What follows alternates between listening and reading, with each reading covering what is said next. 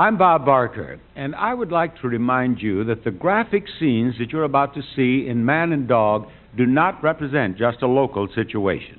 Unfortunately, similar scenes are enacted daily in every town and city across the nation. Man and Dog, a 15-minute film by Randolph Benson, presents an unflinching look at the work of an animal control officer.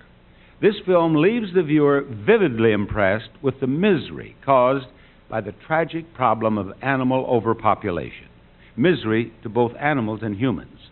We hope that Mr. Benson's Man and Dog will convince you that you must have your pet spayed or neutered.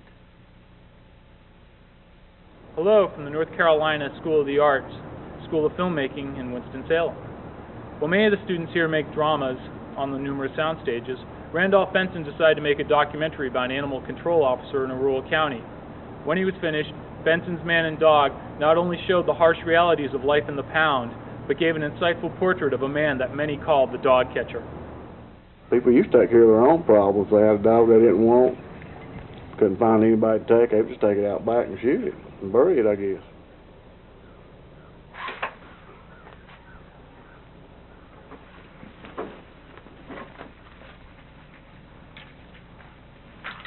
But now, instead of taking it to the vet and getting it euthanized or whatever, they decide they don't want it, they bring it over here to be gassed.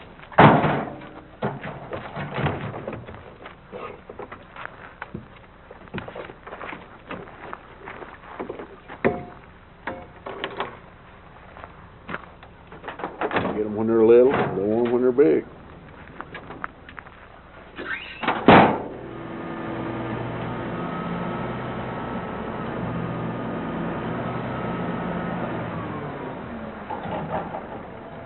All the killing's starting to get to me. And they can call it euthanization or whatever they want to, but it's killing. That's all it is. It's killing. Killing animals. Well, I wanted to make a documentary, number one, because I'd never made one before. Number two, I just had this idea about wanting to make this film about this animal control officer. I guess the chord that really struck home with me was that there are jobs in society that no one wants to do and no one even wants to think about.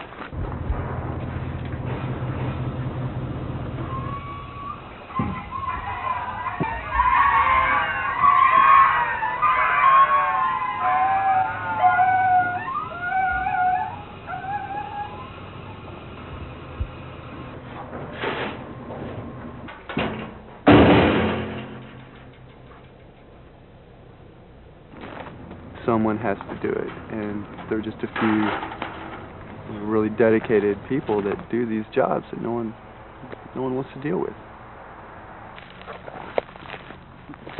I'm not happy.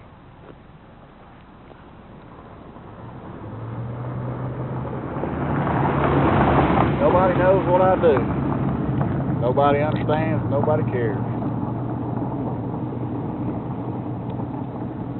He's the only guy in his county doing animal control. He gets 4 adoptions a month, and 125 dogs come through the pound.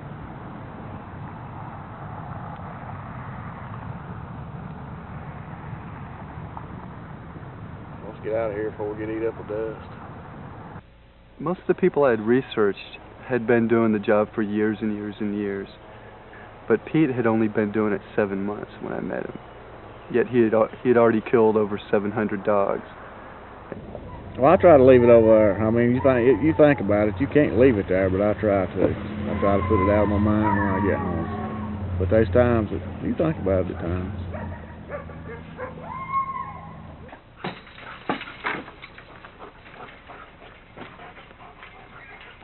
A lot of times when I go home, I turn my own dogs loose and take a walk with them and do whatever I got to do outside around home to wind down before I ever go inside. I get real attached to my dogs.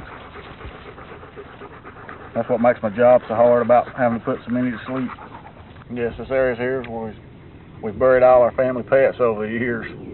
We've probably got, well, I know April's here, Alpo, Bill, Misty, and Fred.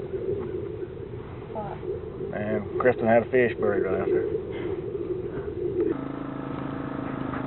That job has made me appreciate my animals more. I guess I took them for granted for a while.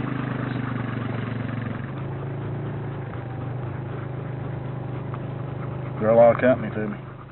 As soon as I ran out of film and he started asking me for help, you know, can you hold the door, can you hand me that hose, you know, will you turn that knob for me?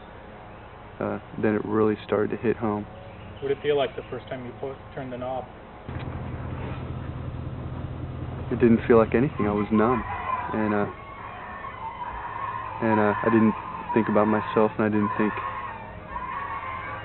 about Pete, and I didn't even think about the dogs. I just turned everything off and just turned the knob. And after, when I got home that night, it was a mess. You know, I have 2 dogs, and all I just got on the floor with them and rolled around and got all hairy and nasty and slobber and just fell asleep on the floor with my dogs. What are you doing now? Working at a Parish Tire recap company. It's been so long. I've been out for about a year, or close to a year now. I've tried to forget a lot of it. I just tried to erase it from my mind. It's hard to do, but I don't even try to think about it anymore. No, I miss parts of the job. You know, I'd be lying if I said I did. He's taking your picture. And miss some of the people I worked with. There's still days I think about having to put all those dogs down. And I try to stay away from it. I try to not focus on it. And I went in and thought, you know, maybe I could change things, but I found out different.